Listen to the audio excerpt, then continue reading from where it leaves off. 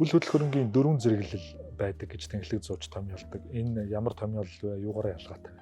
4 зэрэглэлд бид нар хуваадаг. Стандарт, хамгийн доод төслийн зэрэглэл стандарт, тэгээд дундаж, бизнес, өндөр гэж байна. Төслийн материалын чанараас ахуулаад талбайн төлөвлөлттэй одоо оршин суугчтай өгж байгаа нөгөө нэг үнцэн, амьдралын хэв маягийн байршлан ч гэдэг юм уу тийм. Маш олон ер нь бол нэг 20 гаруй үзүүлэлтүүдийг харгалзаж үзэж энэ 4 ангиллалд бол хуваадаг. Тэгээ баяслалын хувьд бол бид нар анх ер нь байршлаад байгаа стандарт зэрэглэл байвал гэж төлөвлөж ирсэн.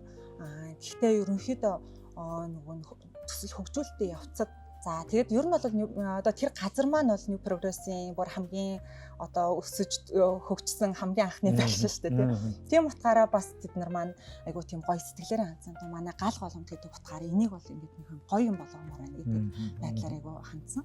Тэгэнгүүт тэн дээр бид нэр үндэслээд ерөнхийдөө одоо бараг стандартаас биш ер нь дундад зэрэглэл рүү авчихсан гэх юм да. Одоо юу гэдэг төслийн металл фасад гэдэг бол ер нь бол стандарт зэрэглэлийн төсөлтөөр байдаггүй үзүүлэлт. Тэ. Тэгээ бусад одоо ингээд нөгөө гадна төлөвлөлтийн байдлуудыг ч гэсэн доорц гарцаа яаж шийдэж байгаа юм те.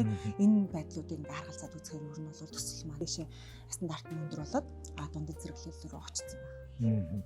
Тэгэхээр нөгөө зэрэглэл гэдэг маань чанартай холбоотой асуудал бол биш.